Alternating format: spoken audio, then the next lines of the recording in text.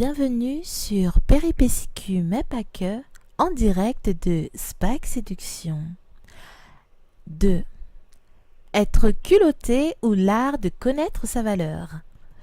Est-ce que ça vous est déjà arrivé de vous dire que vous méritiez plus que ce que vous n'aviez déjà? Que ce soit une augmentation, obtenir enfin le boulot de vos rêves et d'en vivre, ou de partager la vie d'une personne qui vous aime et vous respecte, tout en pensant ne pas réellement le mériter. Il m'arrive parfois d'avoir l'impression que les seules personnes qui réussissent tout ce qu'elles entreprennent sont les personnes imbues d'elles-mêmes. Mais, à y regarder de plus près, je leur trouve de l'audace.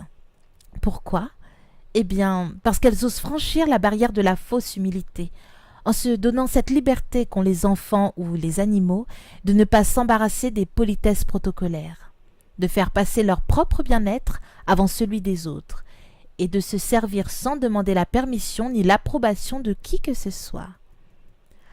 Je me sens parfois étouffée par ma trop bonne éducation, mais aussi par cette société qui nous inculque que faire preuve de modestie signifie se dévaloriser en permanence.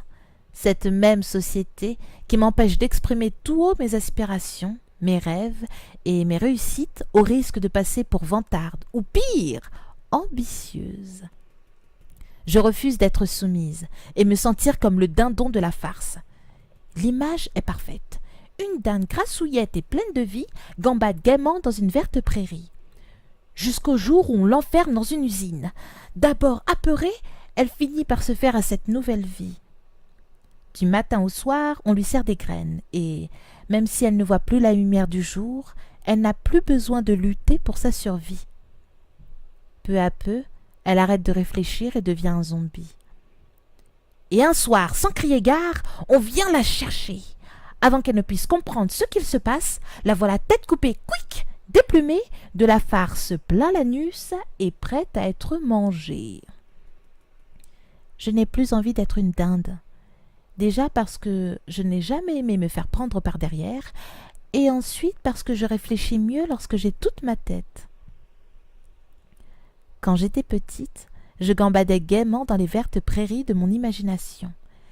Et un jour, sans crier gare, on est venu me chercher, on m'a coupé la tête et on m'a mangée.